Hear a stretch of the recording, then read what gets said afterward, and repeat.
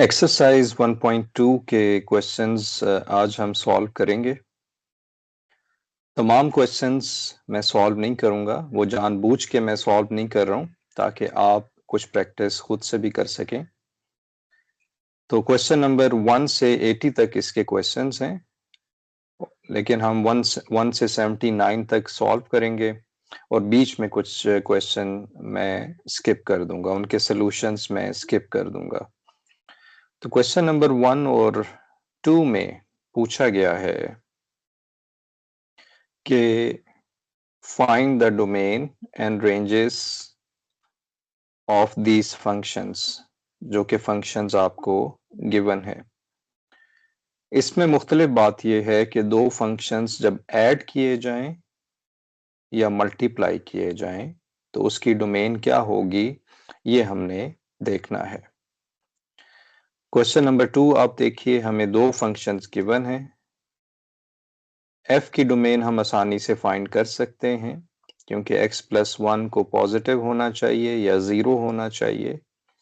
x की value greater than -1 यहां से हमें मिल जाएगा। तो इसको अगर मैं देखूं तो ये कुछ इस तरह से रियल लाइन में ड्रॉ हो जाएगा। -1 ग्रेटर देन और इक्वल टू है तो यहाँ 0 होगा, यहाँ 1 होगा। तो ये कुछ इस तरह से ग्राफ रियल लाइन पे ये डोमेन हम बना सकते हैं। इसकी रेंज क्या होगी, आप -1 पुट करेंगे इस फंक्शन में यहाँ पर, तो ये हमें 0 पहला आंसर मिलेगा और इन्फिनिटी मिलेगा। 0 से शुरू होगा क्योंकि ये पॉजिटिव रहता है। इसी तरह g की डोमेन के लिए x-1 को ग्रेटर देन और इक्वल टू 0 होना चाहिए और x should be greater than और इक्वल टू 1। अगर आप इस डोमेन को देखेंगे तो ये रियल लाइन है। राइट साइड पे मैंने रफ सी एक रियल लाइन बनाई हुई है, ये रियल लाइन है। यहाँ पर ये 1 है और इसके राइट साइड पे अगर आप जा रहे हैं तो ये हमारे पास इसकी डोमेन ऑफ g होगी और ये हमारे पास डोमेन ऑफ f होगी। ये कुछ मैंने ऐसे बनाया है कि ये दोनों आपस में मैच कर जाएं। ये याद दो कि इस तरह से है हमारे पास। ओके, तो रेंज भी हमें पता चल जाएगी। जब x को 1 पुट करेंगे तो हमें रेंज यहां से मिल जाएगी 0 टू इन्फिनिटी। अब डोमेन ऑफ f प्लस जी क्या होगी, जब आप दो फंक्शंस ऐड करेंगे। यहाँ पर मिसाल के तौर पे आप ऐड करेंगे, मैं रफ सा यहाँ पर लिख रहा हूँ x+1 under root plus x-1 under root. ये दो फंक्शंस आपने ऐड कर दिए। तो इस केस में हम कॉमन डोमेन देख रहे होते हैं, वो ऐसी डोमेन जो कि आप दोनों में पुट कर सकें। तो हमने कॉमन डोमेन आप देख सकते हैं कि यहाँ पर जो कॉमन डोमेन हमारे पास आ रही है वो हमारे पास आ रही है 1 से शुरू हो रही है। तो ये हमारे पास आ जाएगा x should be greater than और इक्वल टू 1। तो यहाँ पर इक्वल भी आना चाहिए, जो कि यहाँ बाज़ औक़ात मिस हो जाता है। तो ये हमारे पास होगा ग्रेटर देन और इक्वल टू 1, क्योंकि ये वाली जो डोमेन है ये दोनों में कॉमन है, ये वाली डोमेन और ये वाली कॉमन है। रेंज आप निकाल सकते हैं, x की वैल्यू 1 पुट करें तो आप देखेंगे यहाँ पर आएगा 2 अंडर रूट प्लस ये 0 आ जाएगा और यहाँ 2 अंडर रूट आ जाएगा। तो 2 अंडर रूट से इन्फिनिटी इसकी रेंज आ जाएगी। f और g की अगर आप डोमेन देखेंगे तो यहाँ पर भी हमें कॉमन डोमेन देखना पड़ेगा ताकि हम दोनों जगह वैल्यू पुट कर सकें। अगर आप मिसाल के तौर पे कॉमन डोमेन नहीं लेते, अगर आप माइनस ये वाली डोमेन लेते हैं तो इसमें देखें x जब माइनस होगा तो ये वाला कम्प्लेक्स हमारे पास वैल्यू आ सकती है यहाँ पर। तो हमें क्या करना है, x should be greater than और इक्वल टू 1 कॉमन डोमेन और रेंज हमारे पास आ जाएगी। 3 और 4 में क्वेश्चंस 1 और 2 की तरह ही है, लेकिन इस मरतबा हमें फंक्शंस हैं वो डिवाइड कर रहे हैं, तो वो हमने डोमेन फाइंड करनी है और रेंज फाइंड करनी है। तो उसके लिए पहले एफ की डोमेन निकालनी होगी। एफ की डोमेन आप देख सकते हैं क्योंकि ये कांस्टेंट फंक्शन है तो इसमें आप एक्स कुछ भी पुट करें हमेशा आंसर 1 आएगा। मैक्सिमम वैल्यू इसकी क्योंकि 1 है, कांस्टेंट फंक्शन है, हमेशा ये 1 ही रहेगा। जी की डोमेन के लिए आप देख सकते हैं कि यहाँ पर वैल्यू मुझे या तो 0 पुट करनी चाहिए या 0 से ग्रेटर पुट करनी चाहिए। और इसकी रेंज जब आप पहली डोमेन यहाँ पर फॉर एग्जांपल पहला डोमेन की वैल्यू यहाँ पुट करेंगे x0 तो आप देख सकते हैं कि 1 प्लस 0 अंडर रूट तो ये 1 आ जाएगा, तो पहले 1 आ जाएगा और अंडर रूट क्या करेगा, चीज़ों को पॉजिटिव करेगा, तो पॉजिटिव जब पॉजिटिव में ऐड होगा तो हमें 1 से ग्रेटर आंसर मिलते जाएंगे, तो इसलिए इसकी रेंज 1 से इंफिनिटी है। एफ ऑफ जी की जो डोमेन है वो आप देख सकते हैं कि पहले आप दो फंक्शंस डिवाइड करेंगे, ये आपने डिवाइड कर दिए और इसकी जो डोमेन बनेगी आप 0 इसमें अलाउड है, 0 आप पुट कर सकते हैं और क्योंकि इसने पॉजिटिव रहना है, इस चीज़ ने पॉजिटिव रहना है, इसने पॉजिटिव रहना है, यहाँ पॉजिटिव आएगा और जो डिनोमिनेटर है वो हमेशा 1 से ग्रेटर होगा, तो इसके आंसर जो हैं वो हमारे पास आ जाएंगे। डोमेन आई एम सॉरी, अभी हम रेंज की बात नहीं करते, तो हमारे पास ये 0 से इंफिनिटी आप इसमें वैल्यू पुट कर सकते हैं। माइनस वैसे भी आपको नजर आ रहा है कि आप यहाँ नहीं पुट कर सकते, तो इसकी डोमेन जो है वो 0 से इंफिनिटी तक हमारे पास होगी। रेंज बड़ी इंटरेस्टिंग हो जाएगी। हम क्या करेंगे कि हमें पता है कि डोमेन हमने ये वैल्यू लेनी है, इसका जब अंडर रूट ले लेंगे तो हमें पता है कि ये फिर भी पॉजिटिव ही रहेगा, 0 रहेगा या पॉजिटिव रहेगा। जब ठीक है, जब 0 और पॉजिटिव दोनों मुझे बताना पड़ेगा कि 0 जो है वो नाइदर पॉजिटिव होता है ना नॉर इट इज नेगेटिव, ये न्यूट्रल नंबर होता है। 1 प्लस दोनों साइड पे 1 ऐड कर दिया और फिर आपने इसको जब सॉल्व किया तो आप देख सकते हैं कि हमारे पास 1/1 प्लस एक्स अंडर रूट का अपर बाउंड है 1, यानी ये मैक्सिमम जो है 1 पे ये जा रहा होगा। अब इस फंक्शन को मुझे ज़रा एनालाइज करना है कि अपर लिमिट तो मुझे पता चल गई कि इसका जो रेंज है वो मैक्सिमम 1 तक जा रहा होगा वाई एक्सिस में, शुरू कहाँ से करेगा। तो उसके लिए आप देख सकते हैं कि हमारे पास ये क्वांटिटी पॉजिटिव है, जब ये क्वांटिटी पॉजिटिव इसमें ऐड होगी तो हमारे पास ये चीज़ पॉजिटिव ही रहेगी, यानी कि ये क्वांटिटी हमेशा हमारे पास पॉजिटिव रहेगी। इंफिनिटी 0 नहीं आ सकता इसमें। 0 हमारे पास इसलिए नहीं आ सकता कि क्योंकि x को आपको फिर इंफिनिटी पुट करना पड़ेगा, तब वो 1/इंफिनिटी और फिर हमारे पास 0 यहाँ पर आ रहा होगा। तो हम 0 को डोमेन में क्योंकि शामिल नहीं कर रहे हैं, क्योंकि आपने यहाँ ओपन इंटरवल लगाया है और हमेशा इंफिनिटी के लिए ओपन ब्रैकेट्स ही आप लगा रहे होते हैं, तो ये दैट शुड बी पॉजिटिव। तो g/f भी आप इसी तरह देख सकते हैं, यहाँ डोमेन आप 0 से इंफिनिटी रखेंगे और रेंज इसकी आएगी जब x को 0 पुट किया और 0 + 1 1 हो जाएगा। तो ये हमारे पास डोमेन और रेंज आ गई है। ओके, तो ये था 3 और 4। फिर मैं 5 और 6 मैंने क्वेश्चन आपके लिए छोड़ दिए हैं, आप उनको खुद एक दफा देख लीजिएगा। कंपोजिट फंक्शन आपने फाइंड करना है। पहले हम सीखेंगे कि कंपोजिट फंक्शन क्या होते हैं। कंपोजिट फंक्शन कुछ इस तरह से लिखे जाते हैं, एफ कंपोजिट, जी कंपोजिट, एच। जब आपने इसे सॉल्व करना होता है तो यहाँ पर आप x लगा देते हैं। जैसे आपके पास एक फंक्शन होता है f is a function of x, इस अगर आप सिर्फ f लिखेंगे तो वो ऐसे लिखा जाएगा, जब आपने ऑपरेट करना है किसी x पे तो वो फिर ऐसे लिखा जाएगा। तो ये आप देख सकते हैं कि इसका मतलब होता है कि f g h of x ये होता है। तो पहले हम क्या करेंगे, h ऑफ x की वैल्यू लगाएंगे जो कि ये वैल्यू है, फिर g ऑफ x की जगह x स्क्वायर पुट कर देंगे, यानी यहाँ पर इस x की जगह पे x स्क्वायर आप देख रहे हैं मैंने पुट कर दिया। फिर मैंने फंक्शन में ये पूरी वैल्यू पुट कर दी, यानी 2x² - 1 मैंने यहाँ पर पुट कर दिया इस x में और ये मैंने यहाँ पुट कर दिया। इसको सॉल्व कर लें तो ये हमारे पास कंपोजिट फंक्शन आ जाएगा। क्वेश्चन नंबर 12 में, 11 और 12 में कुछ हमें फंक्शंस गिवन है, एफ, जी और एच और जे। हमें कहा गया है कि आप ये वाले फंक्शन बनाइए। ये सारे फंक्शन हमने बनाने हैं इन चार फंक्शन से। जरूरी नहीं कि चारों ही यूज हो, आप चाहे तो दो यूज कर सकते हैं, तीन फंक्शन आप इस्तेमाल कर सकते हैं ये फंक्शन बनाने के लिए। मिसाल के तौर पे अब अगर आप पहले फंक्शन को देखें, अगर मुझे ये फंक्शन बनाना है from F G H and J, तो मैं देख सकता हूं कि यहाँ पर कहीं पे 3 आ रहा है, ये 3 है तो ये 3 यहाँ पर आ रहा है। तो यहाँ से मुझे हिंट मिल रहा है कि मुझे एफ ऑफ एक्स को इस कंपोजिट में इन्वॉल्व करना है।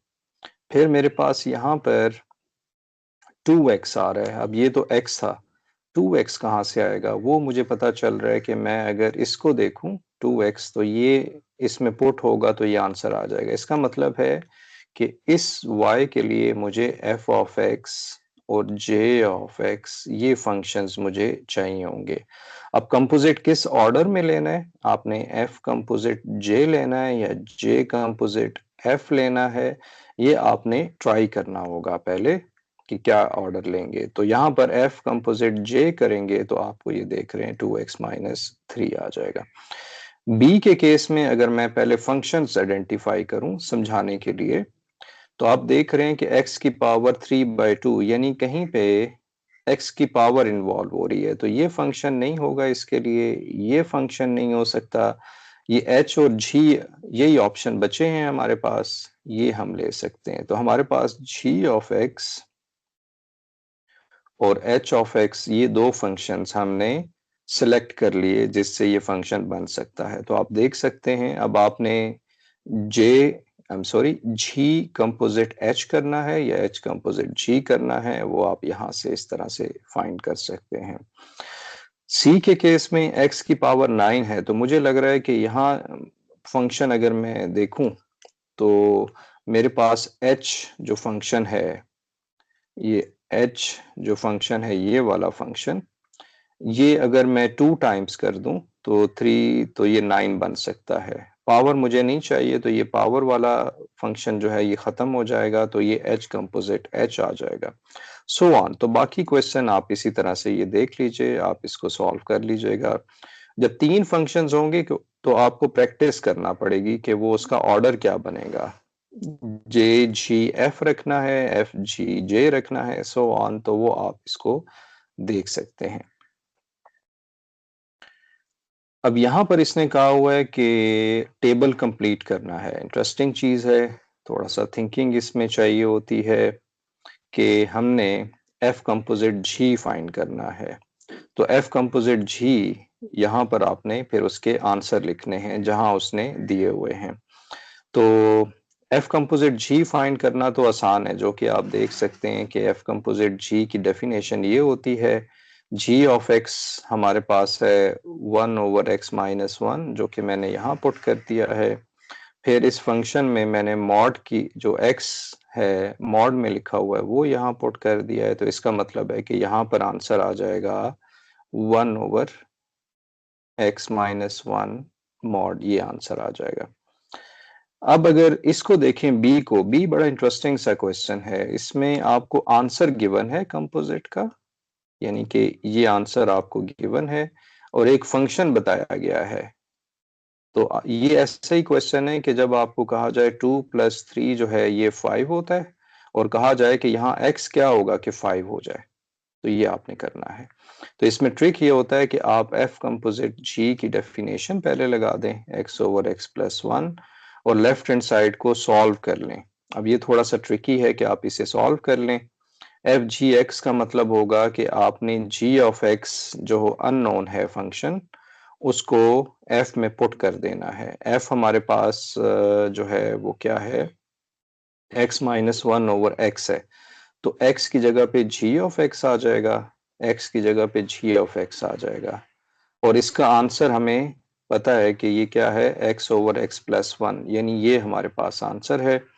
इसको आप सॉल्व कर लेंगे और g ऑफ x हमें मिल जाएगा। ये बड़ा ट्रिकी सी चीज़ है। अगर आप सोचते रहेंगे कि यहाँ क्या मैं पुट करूँ कि आंसर ये आए, तो वो थोड़ा सा शायद डिफिकल्ट हो सकता है।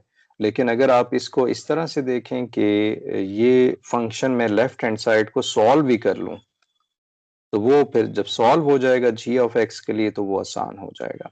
c में आप देखिए, c में भी कुछ ऐसी सूरत हाल है, ये आप कर सकते हैं, मैंने अभी सॉल्व किया है। और d में भी यही सूरत हाल है कि फंक्शन गिवन है, कंपोजिट फंक्शन गिवन है, और आपने f ऑफ x जो है अननोन, ये आपने फाइंड करना है। जी, आप फाइंड कर सकते हैं। सोल्यूशन मैं आपके सामने रख देता हूँ। ये मैंने वैसे एक्सरसाइज भी रख दी है, मेरा ख्याल है आसान है, आप इसे कर सकते हैं। अब ये थोड़ा सा इंटरेस्टिंग हो सकता है। 16, क्वेश्चन नंबर 16, इसमें हमें दो फंक्शंस गिवन हैं। एक फंक्शन हमारे पास लाइन गिवन है और दूसरा फंक्शन हमारे पास पीस वाइज फंक्शन हमें गिवन है। x की वैल्यू -2 से 0 नहीं हो सकती, उसके लिए आंसर -x है, और x की वैल्यू 0 से 2, और ये हमारे पास आंसर है। हम इसे प्लॉट वगैरह नहीं करते हैं, हम सिर्फ जो उसने क्वेश्चन पूछा है उसे हम देख लेते हैं। उसने पहले पूछा है कि f g ऑफ 0 फाइंड करें, तो g ऑफ 0 कहाँ पर होगा? हमने g के फंक्शन पे जाना है, तो और g के फंक्शन में जाके x डोमेन तलाश करनी है कि 0 कहाँ पर है।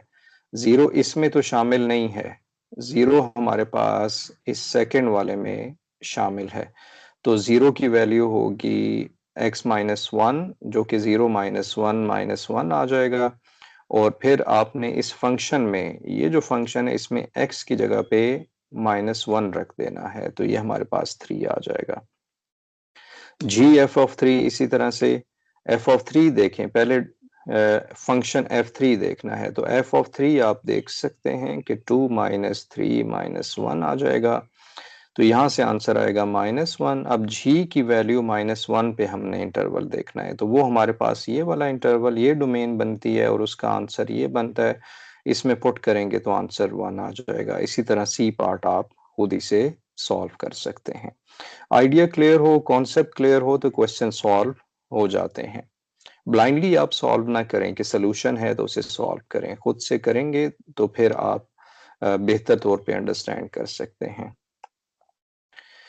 17 और 18 से लेकर 17 और 18 में पहले कहा गया है कि कंपोजिट फंक्शन फाइंड करें, ये आसान है। फिर उसकी डोमेन और रेंज फाइंड करें, ये थोड़ा सा इंटरेस्टिंग हो जाता है कि कंपोजिट फंक्शन को आप कैसे सॉल्व करते हैं।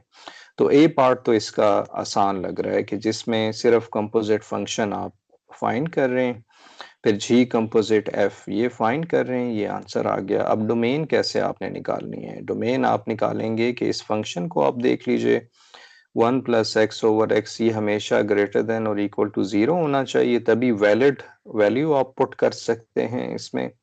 फिर आप इसको सॉल्व कर लेंगे। अब आप देखें कि 1/1 + 1 ये हमेशा ग्रेटर देन और इक्वल टू 0 होगा। अगर इसमें मैं x की वैल्यू 0 तो पुट नहीं कर सकता, x की वैल्यू 1 पुट करूं, तो आप देख सकते हैं 1 + 1/1 ग्रेटर देन और इक्वल टू 0,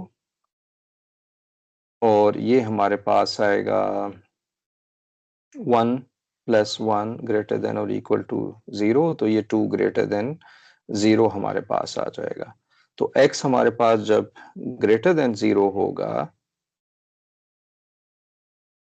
x हमारे पास जब ग्रेटर देन 0 होगा, तो तब आप इसको, ये पॉजिटिव नंबर हमारे पास आ रहा होगा 1 + 1/x। ठीक है। इसमें जो एक चीज है वो ये है कि 0 हम इंक्लूड नहीं करेंगे, हमने सिर्फ बताना है कि ये पॉजिटिव कब है। कि 0 इसका आंसर आना चाहिए, लेकिन वो किसी और जगह से आ रहा होगा, वो मैं अभी इससे करेक्ट भी करता हूँ। 1 + 1/x दूसरे केस में ये पॉजिटिव होगा जब x की वैल्यू आप यहाँ खुद से रखिए। मिसाल के तौर पे x की वैल्यू -1 रखें, तो 1 - 1 ये ग्रेटर देन और इक्वल टू 0, तो 0 इज इक्वल टू 0।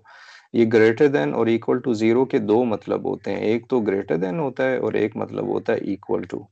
तो यहाँ पर ये इक्वल है, तो इसका मतलब ये है, आप देख सकते हैं कि यहाँ मुझे करेक्शन करनी पड़ेगी, x should be equal to less than और इक्वल टू -1 होना चाहिए।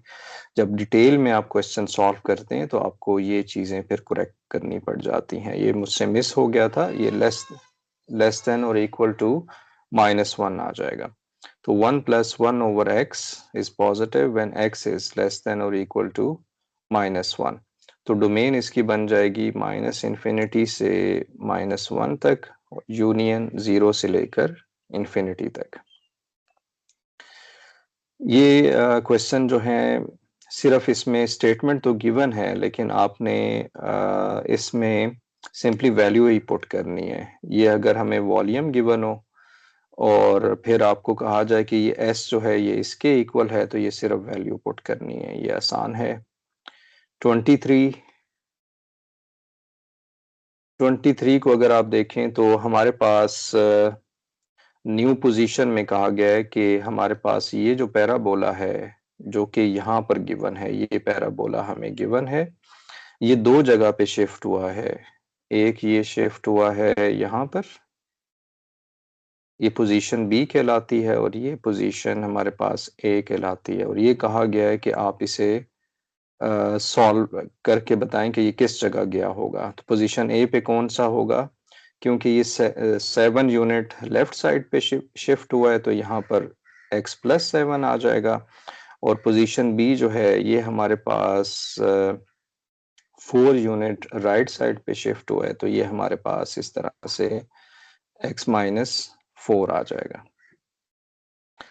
इसी तरह y = x², ये पैराबोला है और ये शिफ्ट हुआ है अपवर्ड 3 यूनिट और ये डाउनवर्ड 5 यूनिट। तो इसका फार्मूला आप खुद ही से देख सकते हैं कि x² + 3 एक दफ़ा आएगा। ये हमने देखा है कि जब प्लस होता है तो इसको आपने लेफ्ट साइड पे लेकर जाना होता है, जब माइनस होगा तो प्लस साइड पे जाएगा, जब ये माइनस प्लस होगा तो ये फिर डाउनवर्ड हमारे पास जा रहा होगा। इसमें आपने इक्वेशन मैच करनी है, आप मेरे ख्याल है मैच कर सकते हैं इसे।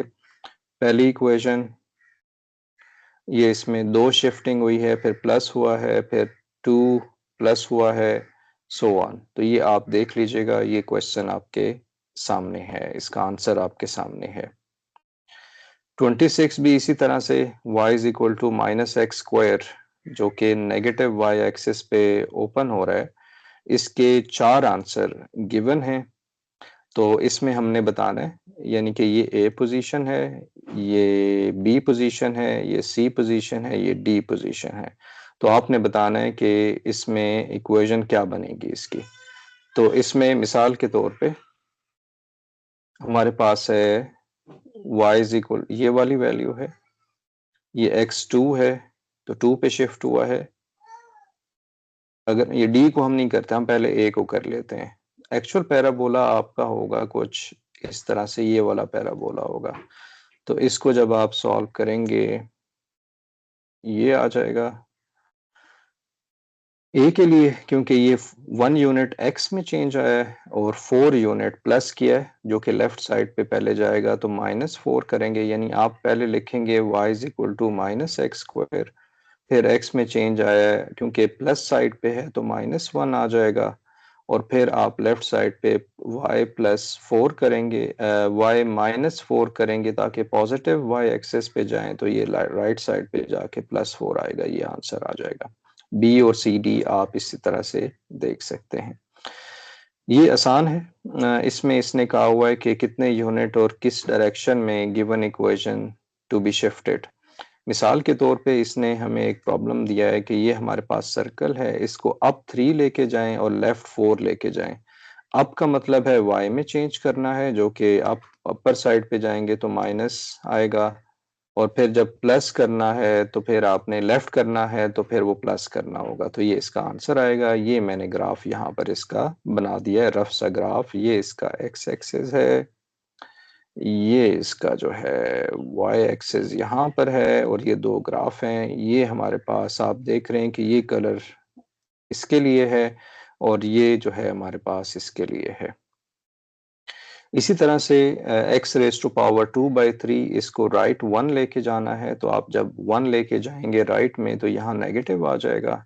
डाउन लेके जाना है तो पहले आपने डाउन के लिए पहले प्लस करना है, यानी आपने पहले ऐसे लिखना है और फिर आप इसको लिख रहे होंगे x माइनस 1 2/3 माइनस 1।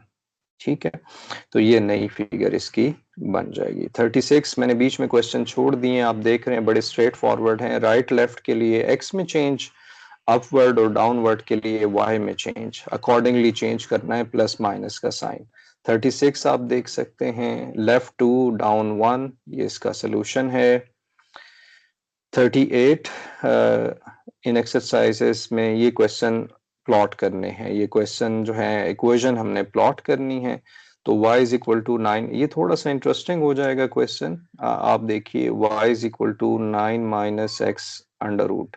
तो सबसे पहले मैं क्या करूंगा, मैं इसे माइनस इस तरह से लिख सकता हूँ, x माइनस 9 अंडर रूट। उसकी वजह यह है कि क्योंकि मैंने इसे शिफ्ट करना है।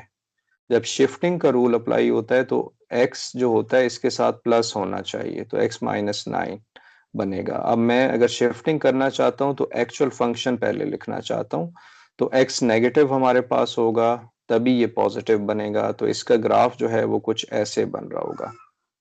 और फिर इसमें minus x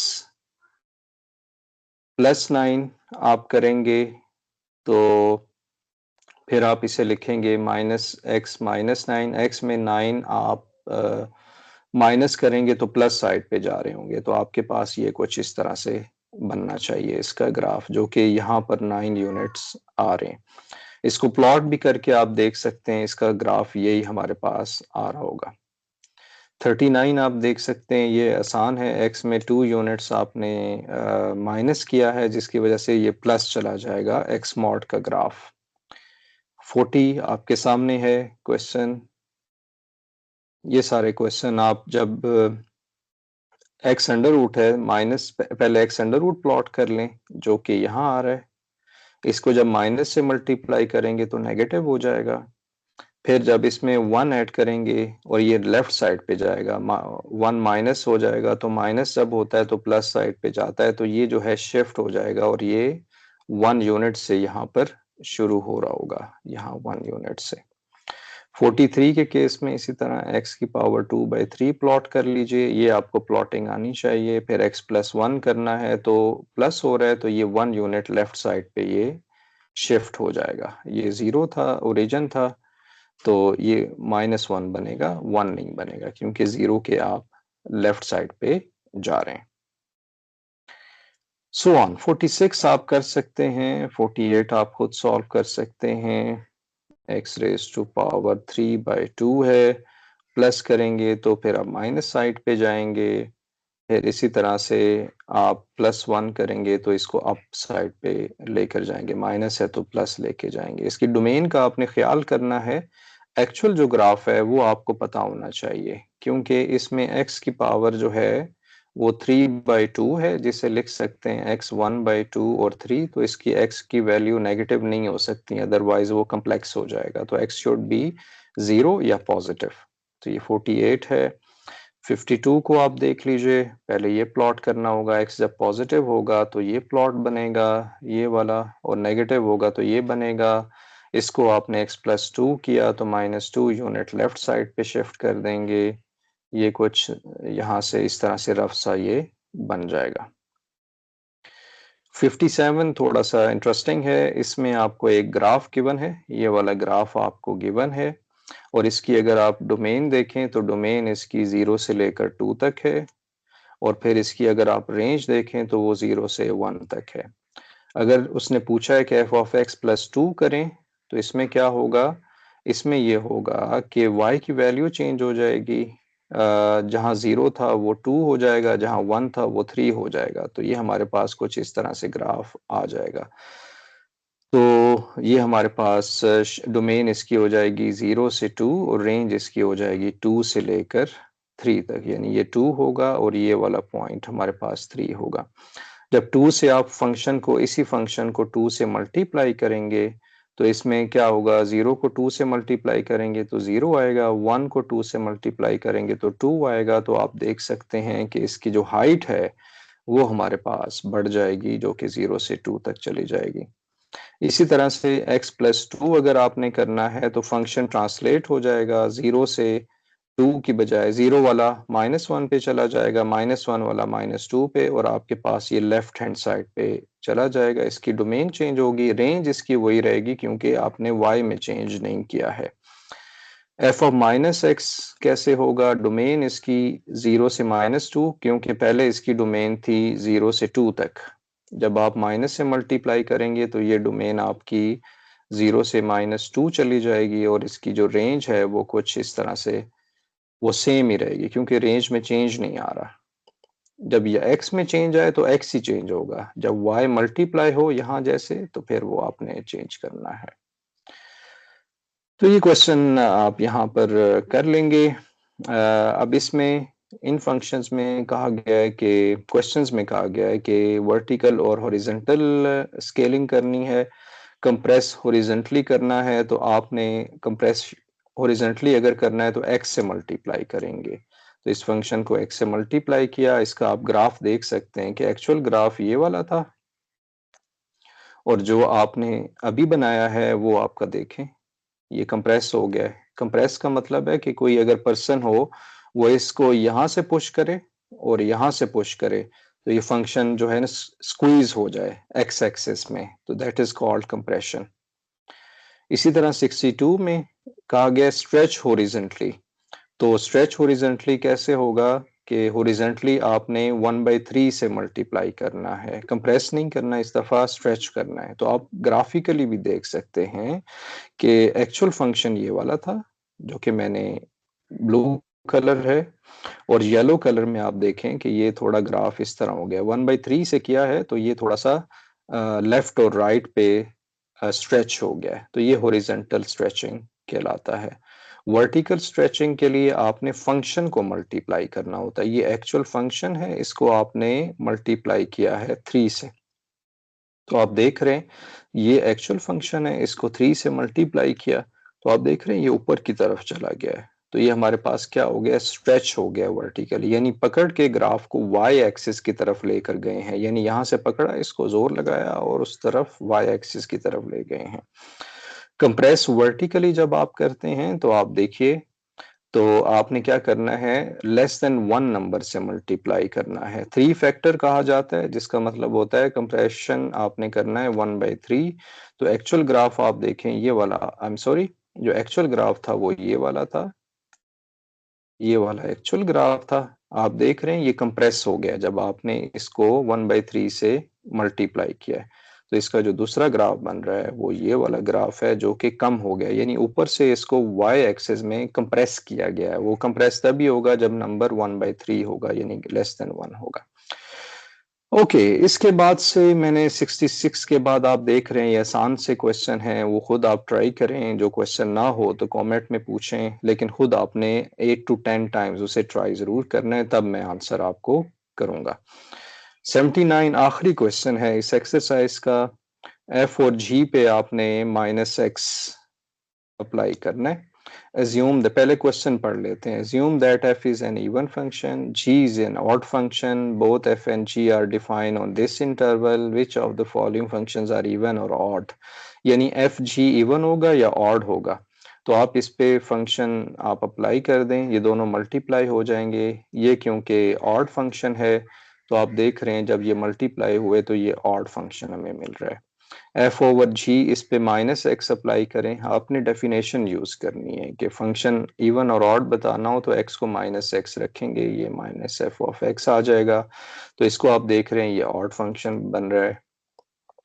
g of f -x पे अप्लाई करेंगे, ये आप ऑड फंक्शन है, ये इवन फंक्शन है, तो इसका आंसर क्योंकि माइनस में आ रहा है तो ये ऑड फंक्शन हो जाएगा। एफ स्क्वायर इसने पूछा है, -x अप्लाई किया, दोनों इवन फंक्शन है तो इसका आंसर इवन फंक्शन है, यानी f square is an even function. G square इसी तरह से ये हमारे पास इवन फंक्शन है, सो ऑन। तो ये इंटरेस्टिंग क्वेश्चन था जो कि मैंने 79 यहाँ पर सॉल्व किया है। बाकी जो क्वेश्चन रह गए हैं वो आप उसे सॉल्व करें, जो नहीं होते वो कमेंट में पूछें, मैं उसका आंसर अलग से करूंगा। Thank you for watching.